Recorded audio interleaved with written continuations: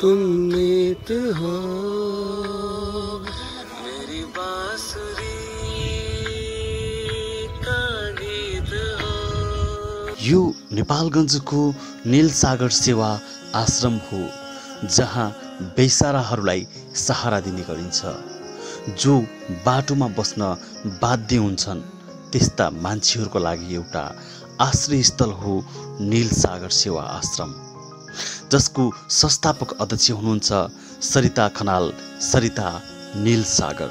दर्शकबिन नमस्कार, तपाईहरु हेर्दै हुनुहुन्छ सहारा टिभी खबर। म छु तपाईको साथमा हिमान्शु। हामी देश र विदेशका सम्पूर्ण खबर तपाईलाई जानकारी दिने गर्छौं र त्यही क्रममा आज हामी आएका छौं नेपालगञ्ज, बाँके जिल्लाको नेपालगञ्ज। नीलसागर सेवा आश्रम, तपाईले नामबाट पनि बुझ्न सक्नुहुन्छ, सेवा मानव सेवाको लागि बनेको आश्रम, जसले सडक मानव मुक्त भन्ने मूल मन्त्रका साथमा काम गरिरहेको छ।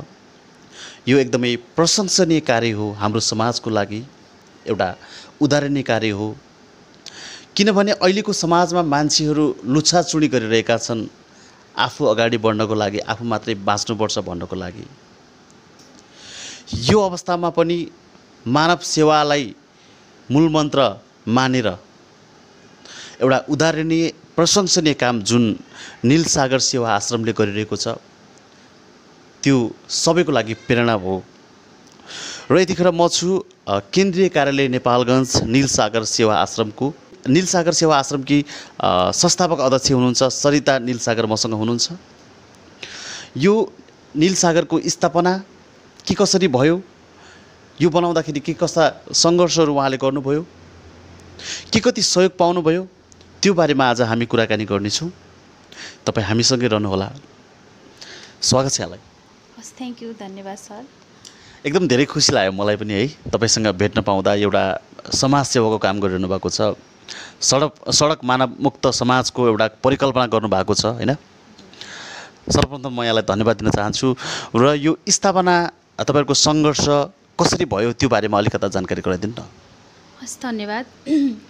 यो संस्था चाहिँ 2073 असोजको 12 गते नेपालगञ्जको जिल्ला प्रशासनमा दर्ता भयो। तर चाहिँ हामीले 72 सालबाटै सडकमा अवलोकन गर्न थाल्यौँ र मान्छेहरू किन सडकमा आउनुहुन्छ र त्यो मान्छेहरूको लागि, त्यो व्यक्तिहरूको लागि, त्यो बुवाआमाहरूको लागि कसरी चाहिँ हामीले व्यवस्थापन गर्न सकिन्छ भनेर हामीले छलफल चाहिँ पहिले 1 वर्ष अगाडि नै हाम्रो चाहिँ छलफल भयो। र यो आश्रम खोल्नुभन्दा अगाडि म बाहिर विदेशमा गएर केही ट्रेनिङहरू पनि सिकेर आएको थिएँ। त्यसमा चाहिँ सिनियर केयर ट्रेनिङ भन्छ विदेशमा चाहिँ। ज्येष्ठ नागरिक बुवाआमाहरूको निम्ति चाहिँ त्यहीँको गभर्मेन्टले नै सहयोग गरेर त्यसरी व्यवस्थापनमा एकदमै राम्रोसँग राखेको हुन्छ। र हाम्रो नेपाली धेरैजना दिदीबहिनीहरू अस्ट्रेलिया, इजरायल जस्तो ठाउँहरूमा पनि सिनियर केयर सेन्टरमा धेरैजना जानुहुन्छ, विशेष गरी स्टाफ नर्सहरू जानुहुन्छ र त्यहाँको बुवाआमाहरूलाई स्पेसली केयर गर्नको निम्ति। र हामी त्यस्तै अवसरमा म पनि 2-3 महिना ट्रेनिङ गर्ने अवसर पाएको थिएँ। र नेपाल आएपछि चाहिँ मलाई त्यो विषयमा एकदमै चासो पनि लाग्यो र मैले नेपाल काठमाडौँमा आइसकेपछि पशुपति वृद्ध आश्रममा गएर भिजिट पनि गरेँ र केही दिन मैले त्यहाँको व्यवस्थापकसँग सोधेर मैले आफैले पनि भोलिन्टियरहरू गरेँ। नङहरू काट्दिने, आफूले सिकेको कुराहरू, उहाँहरूको आमा बुवाहरूको कपाल काट्दिनेदेखि लिएर थेरापीहरू गर्नेदेखि लिएर धेरै कुराहरू मैले त्यहाँ सेवा गरेँ। र बिस्तारै यो सेवाप्रति मेरो इच्छा झनै बढ्दै गयो। अनि म नेपालगञ्ज आएँ। मेरो घर त अब यहीँ बर्दिया नै थियो। नेपालगञ्ज आएपछि यता भेरी वृद्ध आश्रम पनि थियो त्यति बेला म आउँदा। त्यहाँ केही 8-10 जना बुवाआमाहरू हुनुहुन्थ्यो। म त्यहाँ पनि केही समय चाहिँ आफैले गएर चाहिँ हेर्थेँ। त त्यहाँभित्र गएर म इन्भल्भ त भइनँ। र मेरो सोच भनेको चाहिँ अब सेवा गर्ने त थियो, पैसा कमाएर पछि चाहिँ राम्रोसँग आफूले कमाइसकेपछि धेरै मान्छेहरूको सपना त्यही हुन्छ, कमाएर नै सेवा गरौँला भनेर। किनभने सेवा गर्नको निम्ति हाम्रो बुझाइअनुसार चाहिँ धन मात्रै आवश्यकता छ भनिन्छ, तर आजभोलि त बुझाइ फरक भयो। र त्यो सोचले मैले केही समय चाहिँ यहाँ एउटा प्रोजेक्टमा काम गर्दा, खास भन्नुपर्दा नीलसागर स्थापना गर्दा चाहिँ मेरो लाइफमा एउटा घटना घट्यो हैन। मेरो भाइको एक्सिडेन्ट भयो। 72 सालमै मेरो भाइको एक्सिडेन्ट भयो। के भयो? बाइक एक्सिडेन्टमा उसको चाहिँ नेपालगञ्जको आइएनएफ अगाडि एक्सिडेन्टमा चाहिँ बित्यो मेरो भाइ। एकदमै सडनली बित्यो र ऊ पनि जापान जाँदै थियो। उसको चाहिँ लगभग 15 दिन जति बाँकी थियो। म चाहिँ 3 महिनापछि फेरि रिटर्न भएर जानुपर्ने थियो र ऊ चाहिँ पढ्नको लागि ऊ BBS क्लियर गरेको यहीँ सिटी कलेजमै पढेको थियो र अचानक उसलाई गुमाइसकेपछि मेरो आफ्नो सोच नै परिवर्तन भयो र अब यो मानवको जीवन भनेको त एकदमै छोटो रहेछ होइन। कति बेला के हुँदो रहेछ भोलि भन्ने कुरा कसैले देखेको छैन। कमाएर गरौँला भन्नेसम्म आफू रहने हो कि नरहने हो भनेपछि अब जुन कुरा मैले बाहिर सिकेर पनि आएँ, जुन कुराप्रति मेरो इच्छा शक्तिहरू झन् बढिरहेछ, त्यो कुरालाई चाहिँ मैले अब निरन्तरता दिनुपर्छ र त्यो कुराको बारेमा चाहिँ मैले खोज गर्नुपर्छ भनेर म चाहिँ घर अब मेरो बर्दिया मम्मी बाबा, मेरो भाइको एक्सिडेन्ट पछि चाहिँ मेरो फ्यामिलीमा मम्मी र बाबा म मात्रै भयौँ। जस्तो तपाईँ बच्चैदेखि त्यस्तो भावना थियो कि त्यो घटनाले गर्दा जस्तो भाइको देहान्त भइसकेपछि अलि बढी चाहिँ त्यो समाजसेवामा चासो बढ्यो? बच्चैदेखि थियो भनौँ। मेरो बाबा पनि समाजसेवी नै हुनुहुन्थ्यो। मेरो मम्मी र बुवा चाहिँ, मेरो बाबा चाहिँ बाबाको नाम भनिदिनु। बर्दिया, मेरो बाबाको नाम चाहिँ हेमकान्त खनाल हो र उहाँले धेरै स्कुलहरू व्यवस्थापक भएर चाहिँ स्कुल चलाउनु भयो, बाटोघाटोहरू बनाउनु भयो, प्रोजेक्टमा पनि काम गर्नुहुन्थ्यो र धेरै समाजसेवा गरेपछि बाबाको कामबाट चाहिँ समाजसेवा गर्नुपर्छ भन्ने चाहिँ मलाई बच्चैदेखि चाहिँ लागेको थियो। तर मेरो विषय मैले चाहिँ वकालत गर्ने जस्तो, मेरो चाहिँ वकिल पढेर कानुनविद बनेर धेरै महिलाहरूलाई न्याय दिलाउने, कोही दुखीहरूको निम्ति चाहिँ उद्धार गर्ने मेरो सोच थियो। तर अहिले नै मैले आफैले नै यसरी संस्थापक भएर यसरी चाहिँ जिम्मेवारी वहन गर्छु भन्ने चाहिँ मलाई थिएन। सोच चाहिँ बच्चैदेखि नै थियो। अनि जस्तो तपाईँले जस्तो एउटा सोच ल्याइसकेपछि छलफल त भयो होला नि, साथीहरू कसको बढी साथ पाउनुभयो यहाँले? अब साथ त अमन सर यहीँ हुनुहुन्छ होइन। सबैभन्दा धेरै साथ उहाँकै छ, सपोर्ट उहाँको छ। अमन सरको, उहाँ संस्थाको उपाध्यक्ष पनि हुनुहुन्छ। तर चाहिँ सुरुमा मैले घरबाट आएँ, मसँग पैसा जम्मा 1500 रुपियाँ थियो त्यो बेलामा।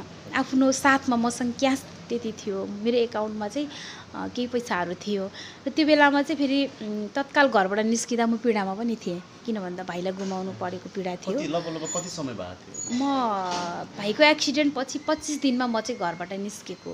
किन भन्दा त्यो बेलामा मेरो मम्मी र बाबालाई पनि एकदमै सम्हाल्नै नसक्ने अवस्थामा चाहिँ इन्डिया लगेर राख्नु भएको थियो आफन्तहरूले।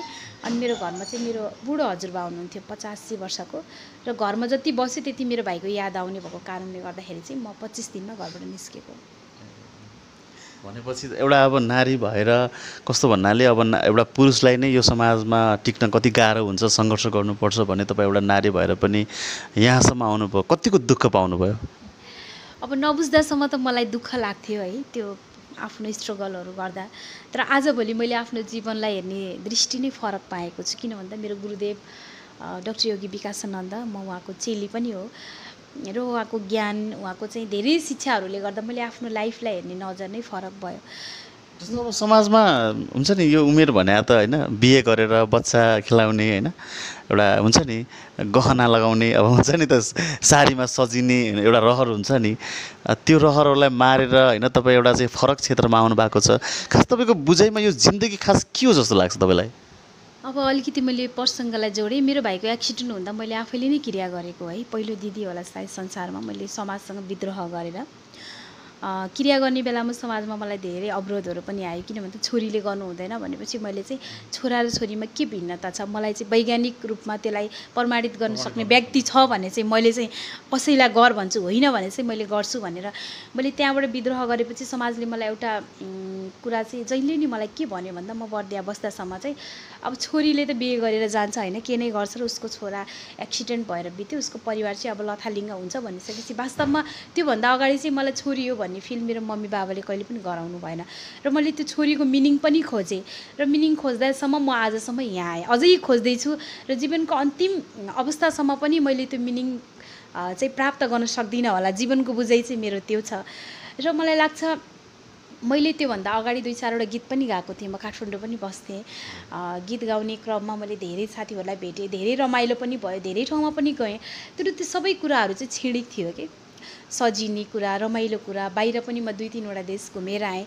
ती सबै कुराहरू क्षणिक थियो। त्यहाँबाट मलाई चाहिँ खुसी क्षणिक प्राप्त हुन्थ्यो भने यो फिल्डबाट मलाई चाहिँ एकदमै दीर्घकालीन रूपमा खुसी र आनन्द प्राप्त भएको छ। त्यही भएर चाहिँ मेरो जीवनलाई हेर्ने दृष्टि चाहिँ सत्कर्म र कुनै कर्म यस्तो होस् कि जसलाई चाहिँ आफूले चाहिँ उनीहरूको हाँसोको लागि आफू रुन पनि तयार हुन सकौँ। तपाईँ अब गीत पनि गाउनु भन्ने मान्छे होइन, एउटा ग्ल्यामरस क्षेत्रमा जस पहिला पनि टेक्नु भएको रहेछ, त्यो जिन्दगी र यो जिन्दगीमा सन्तुष्ट केमा हुनुहुन्छ? अब त्यो जिन्दगीमा चाहिँ मैले 5-7वटा गीत गाउँदा धेरै प्रोग्रामहरूमा पनि गएँ। म भर्खरै त्यति बेला स्टार्टिङ नै थियो है। अनि यतातिर यस्तो घटना घट्यो। त्यो बेलामा केही क्षणिक मान्छेहरूलाई मैले मनोरञ्जन दिन्थेँ होला, केही मान्छेहरूले मन पराउँथे या मन पराउँथेनन् होला, केही मान्छेहरूको मन जित्न सक्थेँ भने अहिले मलाई लाग्छ मैले धेरैजनाको चाहिँ मन जितेको छु। त्यो भएर यो फिल्ड चाहिँ मेरो लागि धेरै बेटर पनि छ। के छ प्रतिक्रियाहरू सुरुमा के छ, नकारात्मक सकारात्मक कस्तो कस्तो आउँथ्यो सुरुमा चाहिँ?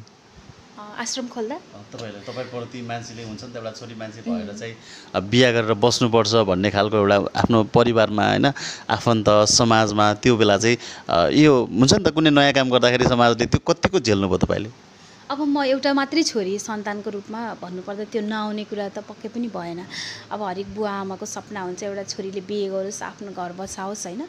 अब यो काम भनेको एउटा रिस्कको काम पनि हो, जोखिमको काम पनि हो, धेरै गाह्रो कुरा पनि हो। अब मलाई यो फिल्डमा मैले सेवा गरिराखेको छु र मलाई लाग्दैन, तर धेरै जोखिम पनि छ। वास्तविकता यहाँको भित्रको वास्तविकता बुझ्दा धेरै गाह्रो पनि छ। र मेरो मम्मी बाबाले पनि मलाई धेरै विरोध गर्नुभएको। 2 वर्षसम्म त म आफ्नो घरमा जाँदा पनि गएन, म घरको आँगन टेक्दा पनि टेकेन है। अनि म घरमा जाँदा मेरो मम्मी बाबाले भन्नुहुन्थ्यो अब छोरा त मऱ्यो छोरी पनि मऱ्यो भन्नुहुन्थ्यो। त्यस्तो खालको एन्सर दिनुहुन्थ्यो। रिसाउनु भएको थियो। किन भन्दा त्यो बेलामा उहाँहरूको लागि म नै थिएँ नि त। अब मैले आफ्नो बुवा आमाको लागि सपोर्ट गर्नुपर्ने बेलामा मैले चाहिँ अरूको लागि सोचेँ कि त्यो बेलामा। तर वास्तविक मेरो जिन्दगी भनेको त्यो थिएन कि मैले एउटा 2टा मम्मी बाबालाई पाल्ने, एउटा बिहे गरेर एउटा घर बसाउने, एउटा श्रीमती भएर एउटा श्रीमानको सेवा गर्ने मेरो जिन्दगी नै थिएन। र मैले जन्मजात लिएर आएको कुरा चाहिँ यो थियो। मैले अब 20-22 वर्ष त्यसैमा बिताएँ, मम्मीसँग बिताएँ, पढाइमा बिताएँ, साथी सङ्गत, कलेज सबै कुरामा बिताएँ भने अब मेरो जिन्दगीले मलाई मेरो भाइलाई गुमाइसक्दाखेरि मलाई झल्यास मेरो जीवनले मलाई दर्शन दियो कि जिन्दगी भनेको चाहिँ भोलि तेरो पनि यो हो भनेर। त्यसपछि मेरो लाइफ चाहिँ मरियो।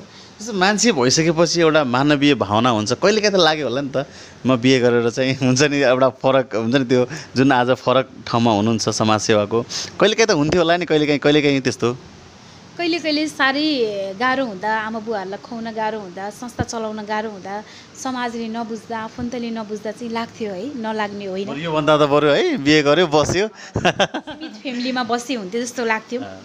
तर त्यो बेलामा कुनै बेला त्यो सोच आउँथ्यो भने फेरि पोजिटिभ सोच पनि आउँथ्यो नि त।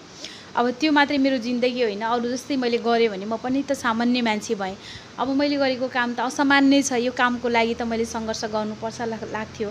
र अहिले मसँग मेरो 22 जना त मेरो छोराछोरीहरू नै छ है। अब भर्खरै जन्मेकोदेखि लिएर 12 वर्षसम्मको मेरो बच्चाहरू छ। उनीहरूले नै मलाई मम्मी भन्छ, मसँगै सुत्छन्, मसँगै खेल्छन्। त्यो कारणले गर्दाखेरि मैले चाहिँ अब मेरो आफ्नो बिहे गरेर एउटा बच्चा जन्माउनु र मैले कसैको चाहिँ आमा बुवाहरूको माया नपाएर सडकमा अलपत्र अवस्थामा परेका ती बच्चाहरूलाई आफ्नो आमाको माया दिँदाखेरि चाहिँ मलाई यो नै एकदमै के भनौँ, यसलाई स्वर्गको अनुभूति हुन्छ मलाई चाहिँ। जस्तो आज यो अवस्थामा आउनुभएको छ, धेरैको सेवा पनि गर्नुभएको छ। सुरुवातमा चाहिँ कहाँ तपाईँले यो सेवा चाहिँ कहाँबाट सुरु गर्नुभएको थियो, कुन ठाउँबाट? यो चाहिँ नेपालगञ्जको हङ्गेरी होटल, हजुरलाई थाहा छ होला, बिपी चोकमा अहिले चाहिँ त्यहाँ जीबीएन कलेज खुलेछ। त्यहाँबाट हामीले सेवालाई विस्तार गरेका थियौँ। 50,000 भाडा लिएर। भाडा तपाईँहरूले दिनुहुन्थ्यो? भाडा हामीले आफैले नै दिन्थ्यौँ। त्यो बेला पैसा कसरी जुटाउनु भयो त? अनि त्यो बेलामा चाहिँ मैले सुरुमा चाहिँ सिक्री र औँठी बेचेको हो। आफ्नो है? हजुर, आफ्नै मैले बेचेँ। अब त्यसले त केही पनि भएन, त्यसले त अलिअलि सामानहरू किन्नु पर्यो, म्यानेजमेन्ट गर्नु पर्यो। त्यो पनि घरबाटै सायद मम्मी बुवाले बनाइदिनु भएको थियो कि आफैले? एउटा चाहिँ मैले बनाएको थियो, हजुर, एउटा चाहिँ मम्मीले बनाउनु भएको थियो। अनि मैले चाहिँ त्यसरी भाडाहरू बिस्ताराहरू चाहिँ म्यानेज गरेँ। अनि त्यसपछि चाहिँ अब हाम्रो अमन सरसँग मेरो भेट भएपछि कसरी भेट, उहाँसँग चाहिँ सहकारी कसरी भयो खास? अमन सरसँग सहकारी चाहिँ अब आश्रमको भाडा तिर्न नसक्दा मलाई चाहिँ घरबेटीले एकदमै टर्चर गरेर आजै निस्क्यो भोलि निस्क्यो, किनभने त्यहाँको धेरै भाडा थियो, 50,000 थियो है। हजुर, त्यस्तो भन्नुभयो। अनि त्यो भन्दाखेरि चाहिँ मैले एकदमै पीडामा थिएँ। थाहा थियो, तर अब पैसामुखी व्यक्तिहरूले सेवाको भावलाई बुझ्न सक्दैनन् नि त।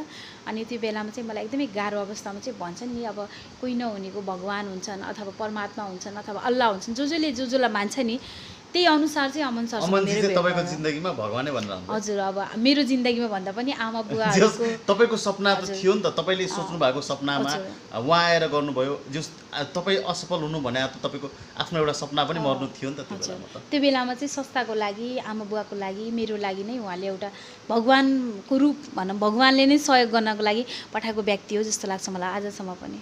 त्यसपछि उहाँसँग सहकार्य भइसकेपछि कसरी अगाडि बढाउनु भयो यो संस्थालाई? उहाँसँग सहकारी भएपछि चाहिँ मेरो गुरुदेवसँग सहकारी भयो होइन, किनभने गुरुदेव म भन्नाले डाक्टर योगी विकासानन्द मनोक्रान्ति मनोक्रान्तिको यो क्षेत्रको अध्यक्ष अमन सर हुनुहुन्थ्यो।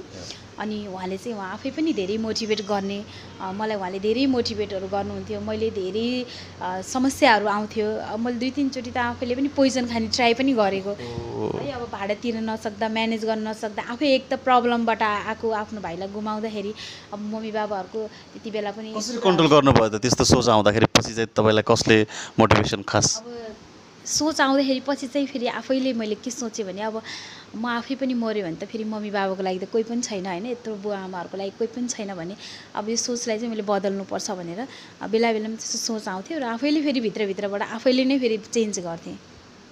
धेरै पीडाहरू, धेरै होइन दुःखहरूको सङ्गालेर चाहिँ आज यहाँसम्म आउनु भएको छ होइन। मलाई एकदम धेरै खुसी पनि लागिरहेको छ। आदरणीय दर्शकबिन, उहाँसँग कुराकानी गर्दाखेरि सरिता निलसागर मानव सेवालाई नै आफ्नो मूल मन्त्र बनाएर अघि बढिरहनु भएको छ। म उहाँसँग कुराकानी गरिरहेको छु। जस्तो यहाँको कोलपुरमा पनि छ है? हजुर सर, कोलपुरमा हामीले विगत 1 वर्षदेखि सुरुवात गरेको हो। हजुर, कोलपुरमा चाहिँ हामीले बुवाहरूलाई राख्छौँ र हाम्रो संस्थाको नीति, मेरो नीति र स्वास्थ्य सेवा विभागको नीति पनि एउटा के छ भन्दाखेरि हामीले काम गर्ने भनेको चाहिँ एकदमै सडकको बुवा आमाहरूसँग हो र सडकमा आउने व्यक्ति भनेको चाहिँ एकदमै 5% मात्रै ठिक हुन्छ, मेन्टली रूपमा पनि फिजिकल रूपमा पनि। त्यो कारणले चाहिँ हामीले महिला र पुरुषहरूलाई चाहिँ अलग गर्नुपर्ने अवस्था भएको कारणले बाँकी जिल्लामा चाहिँ हामीले आमाहरूलाई छुट्टै र बुवाहरूलाई छुट्टै गरेको छौँ र यहाँ के 4-5 जना बुवाहरू हुनुहुन्छ राखेका पनि छौँ। अलिकति हाम्रो बढी केयर चाहिने, डाक्टरहरूको बढी केयर चाहिने र मेरो आफ्नै पनि प्रत्यक्ष निगरानी हुनुपर्ने कारणले गर्दा केही बुवाहरू चाहिँ मसँगै हुनुहुन्छ भने सबै बुवाहरूलाई चाहिँ हामीले कोलपुरमै राखेका छौँ। सो अघि नै तपाईँले चाहिँ 4-5वटा चाहिँ बच्चाहरू पनि जन्म भएको छ भन्नुभएको, त्यो खास त्यो के हो खास भनिदिनु न। अहिले अब यो हामीले प्रदेश नम्बर 5 मै सडक अवलोकन गर्दा, सडक अभियान चलाउँदाखेरि दाङ जिल्लामा, भालुबाङमा, घोराईमा, बुटोलमा सबै ठाउँहरूमा हामी सडक अवलोकन गर्न जाँदाखेरि चाहिँ सडकमा पनि गर्भवती महिलाहरू भेटिन थाल्नुभयो है। कोही चाहिँ जङ्गलमा बस्नु भएको छ, कोही चाहिँ हजुर, कोही चाहिँ ओडारमा बस्नु भएको छ, कोही चाहिँ सडकको पेटीमा बस्नु भएको छ। अनि उहाँहरूको अवस्था हेर्दाखेरि सबैजना चाहिँ मानसिक रोगी नै हुनुहुन्छ।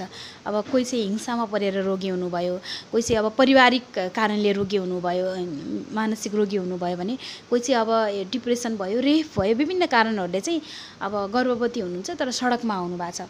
अनि त्यसपछि चाहिँ हामीले उहाँहरूलाई सडकबाट उद्धार गरेर लिएर आयौँ र यो केन्द्रीय कार्यालय भएको कारणले गर्दाखेरि र यहाँ चाहिँ अब हस्पिटलसँग हाम्रो राम्रो रिलेसन, डक्टरहरू पनि हामीसँग भएको, सहयोगी डक्टरहरू भएको कारणले चाहिँ हामी गर्भवतीहरू सबैजनालाई चाहिँ यहीँ लिएर आयौँ र यो लकडाउनमै हाम्रो बच्चाहरू पनि जन्मिएर अहिले ठुलै भइसके। कति अहिलेसम्म तपाईँहरूले चाहिँ त्यस्तो सडकमा रहेको जो बेसहारा व्यक्तिहरू हुनुहुन्छ होइन, कतिजना त्यतिलाई सहयोग गर्नुभयो यहाँहरूले?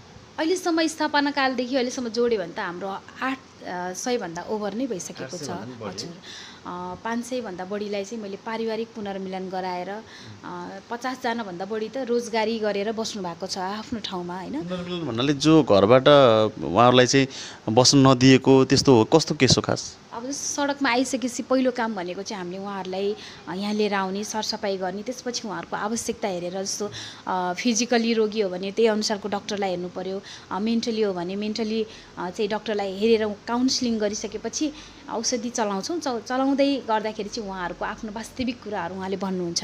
जस्तो मलाई परिवारले निकाल्यो, मलाई छोराले निकाल्यो, मलाई श्रीमानले निकाल्यो भन्दै गर्दा हामीले परिवार पनि खोज्छौँ र परिवार खोजिसकेपछि हामीले परिवारलाई सम्पर्कमा लिएर आउँछौँ र त्यो घटनाको बारेमा बुझ्छौँ कसरी उहाँ सडकमा आउनुभयो। अब कतिपय केसमा चाहिँ मान्छे मेन्टली हुन्छ, उसले आफ्नो परिवार बिर्सिन्छ, घर बिर्सिन्छ र आफै त्यसै बेसहारा भएर हिँडेको हुन्छ भने कतिपय केसमा परिवारले पनि निकालेको हुन्छ र त्यस्तो व्यक्तिलाई हामीले ल्याइसकेपछि, परिवार सम्पर्कमा आइसकेपछि कानुनी अनुसार हामीले उहाँहरूलाई चाहिँ पारिवारिक पुनर्मिलन गर्छौँ र पारिवारिक पुनर्मिलन गराइसकेपछि पनि हामी फेरि उहाँहरूको सम्पर्कमा हुन्छौँ। परिवारले कस्तो गरेको छ, खाना दिएको छ कि छैन, उपचार गरेको छ कि छैन, उचित किसिमको चाहिँ व्यवस्थापन गरेको छ कि छैन। र हाम्रो संस्थाको मेन उद्देश्य भनेको चाहिँ पहिलो सडक मानवलाई लिएर आउने र दोस्रो भनेको पारिवारिक पुनर्मिलन गराउने। जस्तो अब सरकारले गर्नुपर्ने काम चाहिँ तपाईँहरूले गरिरहनु भएको छ, सरकारी सहयोग कतिको पाउनु भएको छ? अब सरकारले गर्नुपर्ने काम तपाईँले गर्नुभएको छ भन्ने प्रश्न धेरै ठाउँबाट आउँछ होइन। अब सबै कुरा सरकारले गर्यो भने हाम्रो दायित्व के भन्छु कि म चाहिँ, किन भन्दा सरकारमा जाने मान्छे भनेको पनि तपाईँ हामी नै हो। सबैजना जान्छन्, अब सबैजना मान्छे क्षमतावान हुन्छन् भन्नु छैन, अब सबैजनाले अरूको दुःख दर्द बुझ्छ भन्नु छैन। त्यस कारणले अब सरकारले पनि यो सेक्टरमा हेर्नको लागि नेपाल सरकारको अझै पनि नजर त्यति राम्रोसँग चाहिँ खुलेको छैन वास्तविक रूपमा भन्नुपर्दा। के छ उहाँको प्रतिक्रियाहरू? तपाईँहरू जानुहुन्छ कहिले, उहाँहरू आउने अनुगमन गर्ने त्यस्तो केही छ? अब केन्द्रमा त हामीले लगभग 3 वर्ष चाहिँ यति धायौँ है। हाम्रो धाउँदा हाम्रो धेरै खर्च पनि भयो केन्द्रबाट। र अहिले अलिकति सजिलो चाहिँ हामीलाई जुन प्रदेश सरकार भयो, प्रदेश सरकारको पनि एउटा नीति रहेछ कि सडक मानव मुक्त हुनुपर्छ र कार्यक्रमै रहेछ। नीतिमा चाहिँ प्रदेशले पास गरेको र सामाजिक विकास मन्त्री हाम्रो आदरणीय सुदर्शन बराल उहाँले चाहिँ एकदमै यो कामप्रति एकदमै चाहिँ इन्ट्रेस्टिङ र यहाँ नीलसागरमा आएर धेरैचोटि भिजिट पनि गर्नुभएको र यो कामलाई चाहिँ एकदमै उच्च मूल्याङ्कन गरेर अहिले प्रदेश सरकारसँग चाहिँ हाम्रो सहकार्य भएको छ कि स्वास्थ्य कर्मीहरू प्रदेशबाट पठाइदिनु भएको छ हामीसँग नेपालगञ्जमा हुनुहुन्छ बुवा आमालाई हेर्नको निम्ति भने। अब यो अहिलेसम्म हामी भाडामै बसिरहेका छौँ, महिनामा 50-60 हजार भाडै आउँछ, बत्तीको पैसा आउँछ, यत्रोलाई व्यवस्थापन गर्नुपर्छ। र अहिले भर्खरै प्रदेशको नीति अनुसार चाहिँ हाम्रो भवन बन्नको लागि सुरुवात चाहिँ भएको छ। जस्तो अब यति धेरै खर्च छ होइन, खर्च के छ अहिले भन्नाले बाहिरबाट पनि आउँछ कि विदेशबाट पनि, कि यहीँ आफ्नै तरिकाले गरिरहनु भएको छ? विदेशी डोनेसन नेपालमा बस्ने दाजुभाइहरूले सहयोग गर्नु, विदेशी डोनेसन चाहिँ हामीले नलिने भन्ने कुरा हो मैले चाहिँ है। भन्नाले नेपाली दाजुभाइहरू जो हुनुहुन्छ उहाँहरूको जस्तो सहयोग गर्ने हुन्छ नि, त्यस्तो के छ सहयोग भनेको? अब नेपाली कोही जस्तो अब चिनेको साथीहरू हुनुभयो होइन, चिनेको भयो, त्यसपछि गएर अब जस्तो हाम्रो सम्पर्कमा भएको हाम्रो साथीहरूले चाहिँ अब कसैले 8-10 हजार 4-5 हजार 20-25 हजार खाना खुवाउनको निम्ति पठाउने त एउटा रिलेसनको रूपमा त छ। र त्यसरी नै एउटा सङ्गठनबाट चाहिँ हामीलाई सहयोग चाहिँ छैन। र विदेशी सहयोग चाहिँ मैले नलिने भन्नको कारण म आफैले पनि बाहिर हेरेको कारणले गर्दा नेपालीहरूलाई चाहिँ त्यहाँ कसरी चाहिँ हेर्दा रहेछन् र नेपालीहरूको चाहिँ बच्चाहरू आश्रमहरूदेखि लिएर अन्य कुराहरूलाई चाहिँ कसरी चाहिँ उनीहरूले रेस्पोन्स गर्दा रहेछन् भन्ने कुरा मैले आफैले पनि देखेको कारणले अब चलाउनलाई चाहिँ सबै मान्छे पोजिटिभ भयो भने त गाह्रो छैन नि त। किन भन्दाखेरि 365 दिनमा एकजना नेपालीले म आएर खाना खुवाउँछु है, ल नीलसागरमा आज तपाईँले खुवाउनु भयो, भोलि उहाँले खुवाउनुहुन्छ, पर्सि उहाँले खुवाउनुहुन्छ, त्यसरी 365 जनामा त्यतिजना व्यक्तिहरूले चाहिँ एक दिनको खाना मेरो आफ्नो खर्च कटौती गरेर नीलसागरमा खुवाउँछु भन्यो भने त खानाको लागि त टेन्सन भएन नि त। अब अरू व्यवस्थापनमा लाग्नु पर्यो कि, त्यस कारणले गर्दाखेरि यहीँको इच्छा भएको व्यक्तिहरूले पनि सपोर्ट गर्नुभयो भने पनि यस्तो सङ्घ संस्थाहरू चलाउनलाई चाहिँ गाह्रो छैन। तर पनि अब हामीले त्यसरी चाहिँ विदेशी निकायसँग सहयोग लिएका छैनौँ अहिलेसम्म एक रुपैयाँ पनि। त्यसरी विदेशमा बस्नुभएको कुनै दाजुभाइहरूले चाहिँ त्यसरी चाहिँ सहयोग चाहिँ गर्नुभएको छ। कहिले एकजना युवती जो एउटा रमाउने खाने खेल्ने उमेरमा हुनुहुन्छ, उहाँले एउटा फरक काम गर्नुभएको छ, हामी उहाँसँग कुराकानी गरिरहेका छौँ र प्रसङ्गलाई फेरि पनि जोड्न चाहन्छु। जस्तो अहिले कस्तो कस्तो तपाईँकोमा सेवा भएको छ दिनुहुन्छ होइन, त्यो कुरा पनि जानकारी गराइदिनु न। जस्तो अब हाम्रो आमा बुवाहरूलाई हामीले त अब आमा बुवा नै भन्छौँ है, बच्चाहरूलाई छोराछोरी भन्छौँ, दिदी दाईहरूलाई दिदी दाई नै भन्छौँ। अब हाम्रो संस्थाको भन्दा पनि अब संस्था भनेकै हामी नै हो होइन, हामीले नै नियमहरू लगाउने हो। हाम्रो चाहिँ अलिकति भिजन फरक के छ भन्दाखेरि एक त मैले बाहिर पनि देखेर आएँ कसरी चाहिँ उहाँहरूलाई चाहिँ माया गर्नुपर्छ, कसरी चाहिँ उहाँहरूको व्यवस्थापन गर्नुपर्छ भन्ने कुराहरू सबै मैले सिकेर आएँ बाहिर। तर त्यो किसिमको चाहिँ आर्थिक अवस्था अहिले हामीसँग छैन। किन भन्दाखेरि त्यो किसिमको सामानहरू छैन, त्यो किसिमको व्यवस्थापन गर्नको निम्ति हामीसँग आर्थिक अवस्था कमजोर छ। हाम्रो राज्यले त्यसरी हामीलाई फुल रेस्पोन्सिबिलिटी लिएको छैन, सहयोग गरेको छैन। अब मैले बाहिर हेरेको अनुसार त एउटा कोठामा 2टा आमा बुवालाई हेर्नको लागि एउटा नर्स हुन्थ्यो र आमा बुवाको डाइरेक्ट सम्पर्कमा पनि जान पाउँथेन। उहाँहरूले बेल बजाएपछि हामीले उहाँहरूको आवश्यकता सोध्थ्यौँ। अब त्यो किसिमको छैन हामीसँग। तर मेरो सोच भनेको चाहिँ त्यही किसिमले बुवा आमाहरूलाई राख्ने चाहिँ छ। अब हाम्रो बिल्डिङ बन्दैछ 5 करोडको 30 कोठाको बिल्डिङ हो कस्तो सहयोगमा कसैको प्रदेश सरकारको सहकार्यमा सम्पूर्ण सहयोग प्रदेश सरकारकै हो? सरकारले गर्छु भन्ने कुरा भएको छ। अब अहिले 25 लाख रुपियाँ जबको लागि पठाउनु भएको छ भने अबको बजेटमा 50 लाख रुपियाँ, त्यसरी त्यो 5 करोडको भवन कम्प्लिट रूपमा भयो भने चाहिँ हामीले त्यही किसिमको सेवाहरू दिएर बुवा आमालाई राख्ने योजना छ। कहिलेसम्म यो पुरा हुन्छ होला? हाम्रो चाहिँ अब 2-3 वर्ष लाग्छ, किन भन्दाखेरि त्यत्रो ठुलो प्रोजेक्ट हो। सबै किसिमको सर्नको लागि सबै किसिमको चाहिँ सुविधाहरू हुनु पर्यो। आमा बुवाहरू हिँड्न नसक्ने पनि हुनुहुन्छ र अहिलेलाई चाहिँ तत्कालको लागि चाहिँ हामीले के गरेका छौँ भने हामी आफै पनि एउटा मनोक्रान्तिसँग आबद्ध भएका छौँ। मनको क्रान्तिले नै जिन्दगीमा सफल दिन्छ भन्ने सूत्रलाई आत्मसात गरेर मैले अघि नै पनि भने डक्टरले डम्पिङ साइट भनेर फालेको परिवारले हेला गरेको मान्छेहरूलाई औषधि उपचारले निको भएको छैन। यहाँ माया प्रेम सद्भाव उहाँहरूमा चाहिँ हामीले गर्ने व्यवहारले नै उहाँहरूको लाइफमा परिवर्तन आएको। त्यस कारणले हामीले चाहिँ योगाहरू, मेडिटेसनहरू, नाचहरू अनि विभिन्न किसिमका थेरापीहरू जोड्दै आएका छौँ र हाम्रो प्रत्येक बिहान चाहिँ आमा बुवाहरूलाई नाच हुन्छ, रमाइलो हुन्छ। हाम्रो अमन सरले योगाहरू गराउनुहुन्छ, हामी त्यसरी गरेका हुन्छौँ र बेलामा चाहिँ आमा बुवाहरूलाई बाहिर टुरहरूमा पनि लग्छौँ। अब अहिले त लकडाउनको बेला छ, हामीले धेरै टाढा नसके पनि बागेश्वरी मन्दिरहरू गाउँहरूमा लगेर यो सडकहरूमा घुमाएर लिएर आउँथ्यौँ र महिनामा एकचोटि चाहिँ हामीले अब कहिले कहाँ यसरी गाडीहरूमा सक्ने बुवा आमाहरूलाई चाहिँ पठाउँथ्यौँ र हामीसँग स्वास्थ्यकर्मी भएको कारणले गर्दाखेरि पनि एक्सर्साइजहरूदेखि लिएर थेरापीहरूदेखि लिएर विभिन्न किसिमको चाहिँ एक्टिभिटिजहरू हुन्छ र उहाँहरूको रुटिन अनुसारको खाना नास्ता त्यसरी चाहिँ खुवाउँछौँ उहाँलाई। जस्तो अब वृद्ध आमाहरू पनि बस्नुहुन्छ, बुवाहरू पनि बस्नुहुन्छ भन्नुभयो। जस्तो त्यो बस्ने क्रममा कति त अब बिरामी भएर निधन हुने होइन, त्यो बुढो भएर पनि त्यस्तो बेलामा चाहिँ के छ, काजक्रियाहरू पनि आफूले गर्नुहुन्छ? अहिलेसम्म चाहिँ लगभग संस्था खोलेदेखि अहिलेसम्म 25 जनाहरू विभिन्न शाखाहरूमा नेपालगञ्जदेखि लिएर विभिन्न ठाउँहरूमा गरेर 25 जना चाहिँ बित्नुभयो। 25 जनामा चाहिँ मैले 2 जनालाई चाहिँ गर्न पाएन। 2 जना चाहिँ भर्खरै लकडाउन लागेको थियो र यो कोरोनाको बेलामा त्रासको बेला थियो। त्यो बेलामा चाहिँ मलाई आदेश आयो, अब त्यो चाहिँ प्रहरीले नै गर्छ, तपाईँले चाहिँ नगर्नु होला, भिडभाड नगर्नु होला भनेपछि त्योभन्दा अगाडि चाहिँ मैले सुरुमा चाहिँ 13 दिनै गरेको थिएँ पहिलोचोटि बुवा बित्दा र त्यसपछि चाहिँ मैले घटाएर अहिले चाहिँ 5 दिन मैले आफैले नै 5 दिन चाहिँ मैले क्रिया गर्छु र 12 दिनको दिन चाहिँ पण्डित नै बोलाएर मैले चाहिँ श्राद्ध गरेर दान दक्षिणाहरू दिन्छु। मैले गर्दै आएकी छु र मेरो अन्तिम समयसम्म चाहिँ गर्नेछु। जस्तो एउटा तपाईँले भन्नुभयो एउटा हाम्रो परिवारको सदस्य भन्नुभयो, त्यो परिवारको सदस्य गुमाउँदाखेरिको पीडा कस्तो हुन्छ? जुन तपाईँले आफैले अब खुवाएर पालेर होइन भनौँ न एउटा बुवा आमा जस्तै एउटा हुन्छ नि, त्यो गुमाउँदाको पीडा तपाईँलाई कतिको हुन्छ? अब परिवार गुमाउँदै आएको मान्छेलाई त्यो पीडाले चाहिँ स्ट्रङ बनाइसकेको छ होइन। त्यही पनि एउटा मानवीय एउटा भावना त। हजुर, सुरुवातमा मैले भाइ गुमाएँ, त्यसपछि अब आफ्नो हजुरबाहरू गुमाएँ। सुरुमा चाहिँ मलाई पीडा हुन्थ्यो, तर आजभोलि कस्तो लाग्छ भने अशक्त एकदमै उहाँहरूको पीडादायक अवस्था पनि हुन्छ कि, जस्तो कोही बेडमै सुतिराख्नु भएको हुन्छ, कोही हिँड्न नसक्ने हुनुहुन्छ। त्यो देख्दाखेरि चाहिँ मलाई त लाग्छ मेरो आमा 2 दिन बाँच्दियोस्, बुवा 2 दिन बाँच्दियोस्। तर त्यो पीडा हेर्दाखेरि चाहिँ मुक्ति त पाउनु भयो नि त होइन, उहाँलाई त सजिलो भयो नि त। पल अब एक चम्चा खाना खुवाउनको लागि पनि कति गाह्रो हुन्थ्यो। त्यसो हिसाबले चाहिँ उहाँले मुक्ति पाएको जस्तो लाग्छ र एउटा अभिभावक एउटा आफ्नो परिवार आमा बुवासँगै बसेको एउटा छोरीलाई त परिवार गुमाउँदा त पीडा त अवश्य नै हुन्छ नि। तपाईँ रुनु भएको छ? धेरैचोटि रुनु भएको छ है। गाह्रो हुन्छ है, जे होस् आफैसँग रहेर बसाएर खुवाएर मान्छे चाहिँ गुमाउँदाखेरि।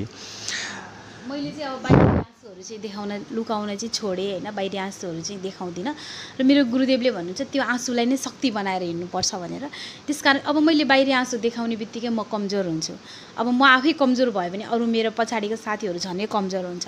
त्यस कारणले त्यो आँसुलाई मैले लुकाएर, एउटा छोरीले एउटा मान्छेले उस्तै पऱ्यो भने मरेको लास देख्यो भने डराउँछ, तर मैले त कतिपय केसमा त आमा बुवाहरूसँगै लाससँगै पनि बिताएका पलहरू छन् मसँग र म आफैले पनि उहाँहरूको लासमा दागबत्ती दिएको छु, उहाँको लासलाई मैले छोएको छु।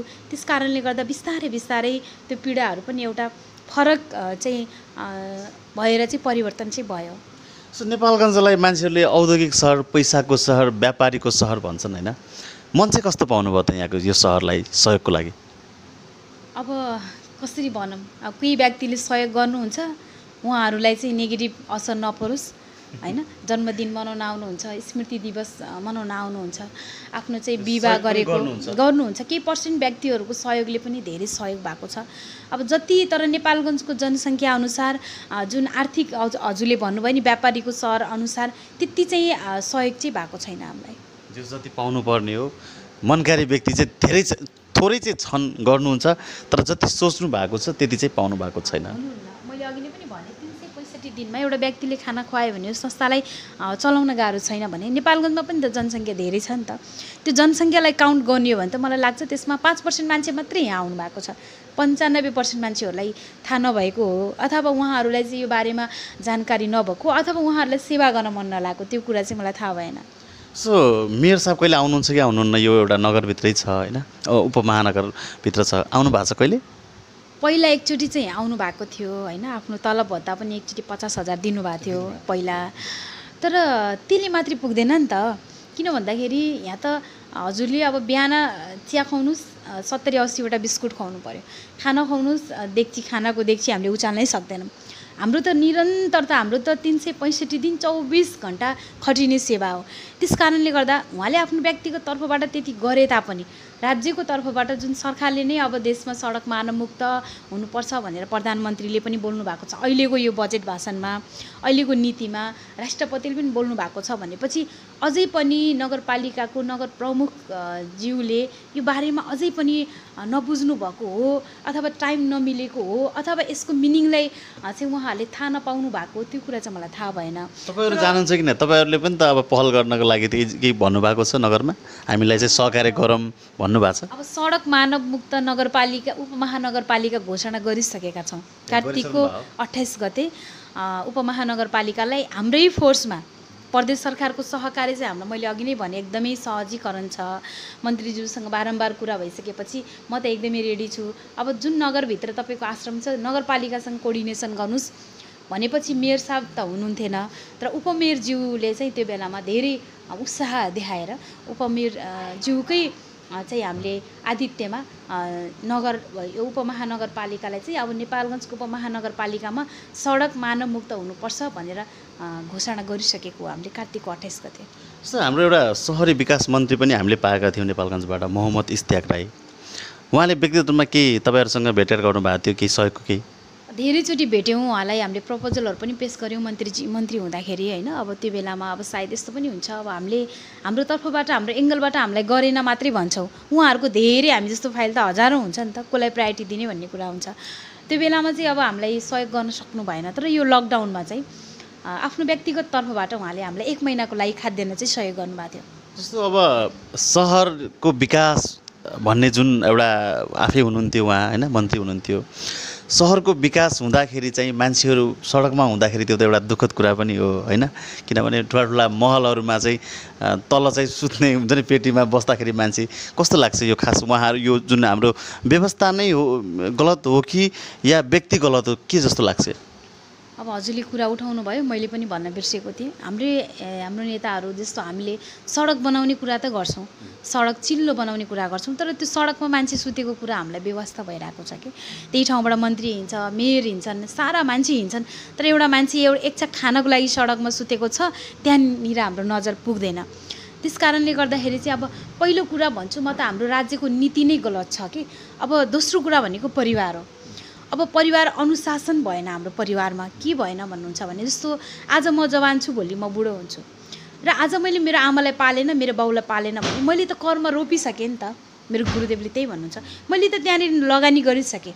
मैले मेरो आमालाई माया नगरेको भनेको मेरो ओरिजिनल लगानी हो कि, मेरो बाउलाई मैले रुवाएको भनेको मेरो ओरिजिनल लगानी हो। त्यो ब्याङ्कमा राखेको एकाउन्ट मेरो लागि ओरिजिनल लगानी होइन, त्यो छेडीको लगानी हो। भने आज मैले मेरो बाउलाई मेरो आमालाई पालेको छैन भने भोलि मेरो छोराछोरीले मलाई पाल्दैनन्, 100% हो। यो शिक्षाको कमी भयो कि हाम्रो समाजमा। यो शिक्षाको कमीले गर्दाखेरि परिवारलाई यसको बाउआमाको महत्त्व कम हुँदै गयो। मलाई हिजो मेरो आमाले, अब अहिले पो तपाईँ हाम्रो आमाहरूले त धेरै दुःख गर्नु भएन, तर आमाहरू यहाँ मैले राखेको मसँग बस्ने मेरो आदरणीय आमाहरूको कुरा सुन्दा त चाहिँ काखमा छोरा हुन्थ्यो, टाउकोमा भारी हुन्थ्यो, तलबाट चाहिँ रगतको धाराहरू चुहाएर पनि मैले मेरो छोरालाई हुर्काएँ, पढाइ लेखाएँ, तर आज मेरो छोराले मलाई वास्तै गरेन भनेपछि उहाँहरूको कथा त झनै फरक किसिमको छ नि त। भन्दाखेरि चाहिँ त्यहाँनिर चाहिँ कस्तो छ भन्दा, एउटा राज्यले एउटा सही किसिमको नीति लिएर आउने हो भने बुवा आमा नपाल्ने छोराछोरीलाई चाहिँ हामी कारवाही गर्छौँ, अथवा बुवा आमाहरू नमर्दासम्म अंशबन्ड हुनु हुँदैन भन्ने कुरालाई चाहिँ एउटा नीतिगत कानुनी रूपमा राज्यले लिएर आयो भने मलाई लाग्छ हजुरको 80% छोराछोरीले आमा बुवालाई सडकमा छोड्दैनन्। र अर्को कुरा परिवारमा संस्कारको कमी भयो।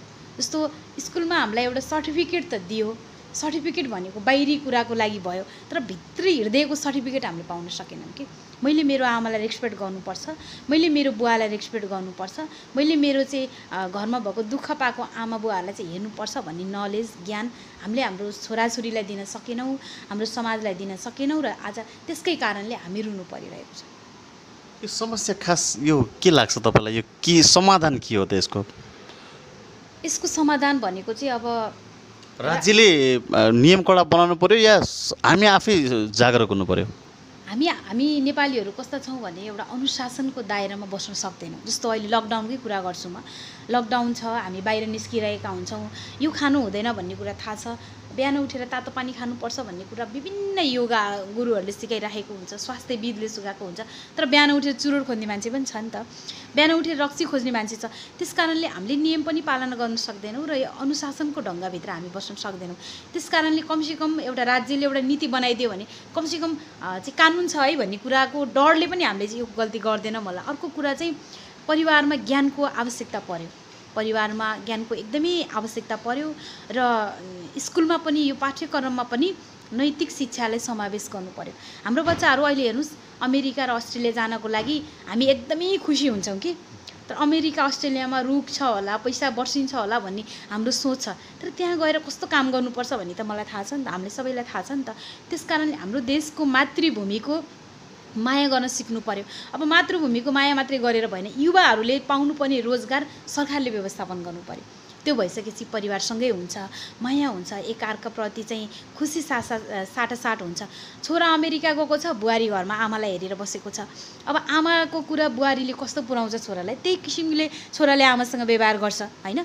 अब छोराले बुहारी लान्छ, आफ्नो छोराछोरी उतै जन्मिन्छ, उतै सेटल हुन्छ, अनि मलाई लाग्छ त्यो छोराले त्यो आमा बुवाको क्रिया पनि मलाई लाग्छ फोनबाटै गर्छ होला क्या। अब चाहिँ अबको सिचुएसन चाहिँ यति डरलाग्दो छ, यति भयावह छ। मैले एउटा डाटा पनि चाहिँ लेखेको छु होइन, निकाल्दैछु। दुनियाँले गर्दा पैसामुखी कारणले गर्दा आफन्तले मलाई लाग्छ रिलेसन पनि मान्छेले चिन्दैन जस्तो लाग्छ कि। अब चाहिँ मान्छेहरू त यता एउटा घरकोले पल्लो घरको चिन्दैन, टाढाको मान्छे चिन्छ, बाहिरको मान्छे होइन चिन्दैन। मान्छे घरमा लास परिरहेछ, कति न्युजहरू मैले सुनेको हुन्छु, घरमा 3-4 दिनसम्म मरेको लास पनि आमा बुवाहरूको भेटिएको थियो कि पूर्वतिर म जाँदा काठमाडौँमा। अब अर्काको सहारामा पैसा छ, छोराले 50,000 पठाउँछ, तर यो अब गाउँ जस्तो त होइन, बजारमा मान्छेले मलामी पाउँदैन हजुरलाई है, कस्तो गाह्रो छ हामीलाई मलामीहरू। यहीँ आश्रमको आमा बुवालाई मैले आफै मेरो फोटो हेर्न सक्नुहुन्छ फेसबुकमा युट्युबहरूमा पनि छ, म आफै काँधमा राखेर आमा बुवाहरूलाई लिएर जान्छु। यहाँ वरिपरिको मान्छेलाई मुजुल्का गर्न आऊ भन्दा आउँदैन, मान्छेको आफ्नो सोचाइको कुरा हो नि त। र कुराकानीको अन्तिममा अन्तिम प्रश्न गर्न चाहेँ मैले, जस्तो यो सबै समस्याहरू तपाईँले भन्नुभयो, एउटा समाज सेवामा तपाईँ लाग्नुभएको छ र अहिले हामीलाई आदरणीय दर्शकबिनहरूले हेर्दै हुनुहुन्छ, के छ उहाँहरूलाई आह्वान के गर्न चाहनुहुन्छ तपाईँ? मेरो चाहना भनेको चाहिँ सडकको बुवा आमाहरूलाई सबैजनालाई आश्रममा संरक्षण गरौँ र कुनै दिन यस्तो दिन आओस् म प्रत्येक आश्रममा भिजिट गर्न जाँदा आश्रममा बुवा आमाहरू एउटा पनि नभेटियोस् र प्रत्येक छोराछोरीहरूले चाहिँ आफ्नो बुवा आमाहरूको महत्त्व बुझेर आफ्नो घरमा लगेर खुसी बनाएर राखेको पलको परिकल्पनामा छु। सडक मानव मुक्त गर्ने कुरा त छँदैछ, आमा बुवाहरूलाई संरक्षण गर्ने कुरा, आश्रममा ल्याएर व्यवस्थापन गर्ने कुरा, तर यो त सम्भव छैन नि त हैन। कति दिनसम्म चाहिँ अहिले हेर्नुस् तपाईको 15-20 जना आमा बुवाहरूलाई क्वारेन्टाइनमा पठाएरा छौँ। अब अहिले यस्तो बेलामा हामीले संक्रमित भएको आमा बुवालाई ल्याएर राख्न सक्दैनौँ, जोखिम छ, अरूलाई पनि संक्रमित हुन सक्छ। सडकमा आमा बुवा भएको खबरहरू यति आइरहेको छ। हामीले चाहिँ अब नगरपालिका उपमहानगरपालिकाको सहकार्यमा उहाँहरूलाई क्वारेन्टाइनमा राखेको छ भनेपछि अब त झन् बढ्दो क्रम छ नि त मान्छेहरू सडकमा आउने भनेपछि नीलसागर खोल्नु, अन्य आश्रम खोल्नु सल्युसन होइन। यो त एउटा के भन्छ त्यसलाई चाहिँ अल्टरनेटको रूपमा हेर्नुपर्ने हुन्छ। काहीँ नभएपछि ल्याएर उद्धार गर्ने ठाउँ, त्यसको चाहिँ विकल्पको रूपमा हेर्नुपर्ने हुन्छ। त्यसको चाहिँ सोल्युसन भनेको चाहिँ परिवारै हो कि पारिवारिक पुनर्मिलन भनेको चाहिँ समाज मिल्नुपर्छ, परिवारमा चाहिँ एकता हुनुपर्छ र उहाँहरूलाई राज्यले पनि त्यसको रेस्पोन्सिबिलिटी लिनु पर्यो र परिवारले पनि उहाँहरूको दायित्वलाई जस्तो आज मेरो आमाले दुःख गर्यो भने भोलि म पनि त बुढो हुन्छु कर्तव्य बुझ्नु पर्यो। आज तपाईँको छोराले इक्जाम्पलको लागि तपाईँको छोरालाई तपाईँले यति महँगो बोर्डिङमा पढाइराख्नु भएको छ किन भन्दा भोलि मेरो छोरा राम्रो होला, मलाई पाल्ला, मेरो इज्जत राख्ला भनेर भने मेरो आमाले पनि हिजो मलाई त्यो गरेको हो नि त। होला मलाई महँगो बोर्डिङ स्कुल पढाउन सकिनन् तर मलाई त बचाएर सुन्दर संसार त देखाइन् भन्ने कुरा छोराले बुझ्नु पर्यो र बुहारीले बुझ्नु पर्यो र प्रत्येक आश्रममा रोएर आफ्नो छोराको प्रतीक्षामा बसेका आमा बुवाहरूलाई चाहिँ घरमा लगेर राख्नु पर्यो र नेपालमा खोलिएका आश्रमहरू भिजिट गर्न जाँदा कुनै पनि आमा बुवाहरू भेटिनु भएन। त्यो दिनको प्रतीक्षामा छु र मैले सबैजनालाई के भन्न चाहन्छु भन्दाखेरि ठिक छ नीलसागर सेवा आश्रममा तपाईँलाई सहयोग गर्न आउन मन लाग्छ भने तपाईँले पहिला आएर भिजिट गरिदिनुहोस्, आएर हेरिदिनुहोस्। हामीले सहयोग भन्दा पनि सम्बन्ध चाहन्छौँ। आएर तपाईँले हेरिदिएपछि हामीलाई धेरै सुझावहरू पनि पाउन सक्छ। हामीले कतै राम्रो गरेको पनि हुनसक्छ, कतै नराम्रो पनि हुनसक्छ। सल्लाह र सुझाव जस्तो ठुलो सम्पत्ति केही पनि हुँदैन। त्यसपछि हजुरलाई डोनेसन गर्न मन लाग्यो भने हाम्रो संस्थाको खाता छ, खाता नम्बरमा सहकारी गर्न सक्नुहुन्छ, हाम्रो अफिसको फोनमा फोन गर्न सक्नुहुन्छ। र अर्को कुरा के भन्न चाहन्छु भन्दा म स्पेसली दिदीबहिनीहरूलाई, हाम्रो छोराछोरीहरूलाई घरमा भएको बुवा आमाहरू, ज्येष्ठ नागरिक हजुरबा हजुरआमाहरू हुनुहुन्छ भने उहाँहरूलाई सानो बच्चाको नजरमा चाहिँ माया गरेर देखाम, रेस्पेक्ट गरेर देखाम है। मैले एउटा कुरा भन्दा के कुरा छुटाएको थिएँ भने धेरै बच्चाहरू स्कुलबाट भिजिट गर्न आइसकेपछि आफ्नो जन्मदिन मनाउन आउँछन् यहाँ बुवा आमाहरूलाई लिएर आएर है। अनि उनीहरूले भन्छ बुढो हजुरबा हजुरआमाहरू बस्ने ठाउँमा मेरो जन्मदिन मनाउन चाहिँ लिएर जानुहोस् न बुवा, लिएर आउनुहोस् न आमा भनेर म्याक्सिमम आमा बुवाहरूलाई बच्चाहरूले लिएर आएको छ। त्यसमध्येमा मैले नाम चाहिँ लिँदिनँ, एउटा आमा र एउटा बुवा मतलब अब सर र म्याडम भन्न चाहन्छु। उहाँले आफ्नो आमालाई चाहिँ दुःख दिनुभएको रहेछ, दुःख दिएर उहाँ छोरीको घरमा कतै बस्नु भएको थियो। तर आश्रममा आएर भिजिट गरिसकेपछि उहाँलाई के बोध भएछ भन्दा ओहो आज मैले आश्रममा आएर देख्दाखेरि त मेरो आमा पनि कुनै ठाउँमा त्यसरी बसेको छ कि, र मेरो भविष्य त यही रहेछ, मेरो छोराले त आएर हेरिसक्यो र मेरो हजुरआमा कहाँ हुनुहुन्छ भनेर मलाई प्रश्न गर्यो भने भोलिको मेरो भविष्य नीलसागर हो भन्ने कुरा उहाँलाई बोध भइसकेपछि उहाँले आमालाई लिएर आएर घरमा ल्याएर पाल्नुभयो। त्यसकारण पोजिटिभ हिसाबले हेर्दाखेरि यो धेरै ठुलो शिक्षा सिक्ने ठाउँ पनि हो। मैले ब्याचलर्स गरेँ, मैले बाहिर गएर ट्रेनिङहरू गरेँ। त्यो ट्रेनिङ भनेको मेरो लागि केही सपोर्ट मात्रै हो, तर जुन मैले 4-5 वर्ष आमा बुवा छोराछोरीहरूसँग बिताएँ नि, यो मैले कुनै पनि युनिभर्सिटीमा गएर सिकेको भए पनि मैले यति ज्ञान प्राप्त गर्न सक्दिनँ। त्यस कारणले गर्दा यो एउटा सिक्ने मौका पनि हो, ज्ञान सिक्ने ठाउँ पनि हो, यो प्र्याक्टिकल रूपमा अध्ययन गर्ने एउटा प्र्याक्टिकल ठाउँ पनि हो। र धेरै जस्तोलाई चाहिँ म के भन्छु भन्दा अहिले भोलि मेरो बच्चाले मलाई बुढेसकालमा सडकमा छोड्छ कि भनेर चिन्ता गर्नुभन्दा अगाडि मैले मेरो छोरालाई दिनुपर्ने संस्कार के हो भन्ने कुरा आमा बुवाहरूले बोध गर्नुभयो भने मलाई लाग्छ केही समस्या चाहिँ हल हुन सक्छ। एकदमै राम्रो विचार र तपाईँको जुन सपना छ एक दिन चाहिँ म त्यो दिन सन्तुष्ट हुनेछु जुन दिन चाहिँ आश्रममा चाहिँ जो बेसारा हुनुहुन्छ उहाँ चाहिँ आमा बुवाहरू नभएको दिन चाहिँ उहाँ तपाईँ चाहिँ तपाईँको सपना हजुर प्रत्येक छोराछोरीहरूलाई बोध होस् कि मेरो आमालाई मैले आश्रममा छोडेको थिएँ, सडकमा छोडेको थिएँ, अब मैले मेरो आमा बुवाको महत्त्व बुझेर मैले घर लिएर जान्छु भन्ने दिनको प्रतीक्षामा छु म चाहिँ। तपाईँले देखेको त्यो सुन्दर सपना पुरा होस्। हामी सहारा टिभी खबरको तर्फबाट हामी तपाईँलाई एकदम धेरै शुभकामना दिन चाहन्छौँ र समय दिनुभयो, कुराकानी गरिदिनु भयो, आफ्नो मनको कुरा सुन्नुभयो, हामीलाई पनि केही बोल्ने मौका दिनुभयो, त्यसको लागि एकदम धेरै धन्यवाद दिन चाहन्छु। हस्, धेरै धेरै धन्यवाद हजुरहरूले आएर नीलसागरको बारेमा यति धेरै सकारात्मक कुराहरू सोधिदिनु भएकोमा। र मलाई लाग्छ तपाईँले लिएको यो रिपोर्टिङले धेरैजना व्यक्तिहरूमा यो पोजिटिभ सन्देश जानेछ र यदि उहाँहरूको कोही परिवारहरू हराउनु पनि भएको हुनसक्छ, कति परिवारहरू मिडियाको माध्यमबाट पनि पारिवारिक पुनर्मिलन गराएका छौँ। त्यस कारणले यदि त्यस्तो छ भने नीलसागर सेवा आश्रम नेपालगञ्जमा सहकार्य गरिदिनको लागि, सम्पर्क गरिदिनको लागि म धेरै धेरै उहाँहरूलाई भन्न चाहन्छु र हजुरलाई, हिमांशुजीलाई र हजुरको होल टिमलाई म नीलसागरको तर्फबाट एकदम सादर नमन धन्यवाद भन्न चाहन्छु। Thank you. आदरणीय दर्शकबिन, यतिखेर हामी नेपालगञ्ज नीलसागर सेवा आश्रममा थियौँ। यतिखेर हामीले कुराकानी गऱ्यौँ संस्थापक अध्यक्ष सरिता नीलसागरसँग। उहाँको सकारात्मक सोचाइ एकदमै प्रशंसनीय छ, उदाहरणीय छ र जुन सपना छ उहाँको त्यो सपना पुरा होस् भन्ने हामी कामना गर्छौँ। र तपाईँले पनि यदि जहाँसुकैबाट हेर्दै हुनुहुन्छ भने पनि तपाईँलाई यदि यो जुन कार्य छ मन परेको छ भने तपाईँले सहयोग गर्न सक्नुहुनेछ। हामी त्यो भिडियोमा तपाईँलाई त्यो सम्पूर्ण जानकारी तपाईँलाई दिनेछौँ। र तपाईँलाई यो भिडियो मनपर्छ भने लाइक, कमेन्ट, सेयर, सब्सक्राइब पनि गरिदिनु होला। हवस् त, नमस्कार।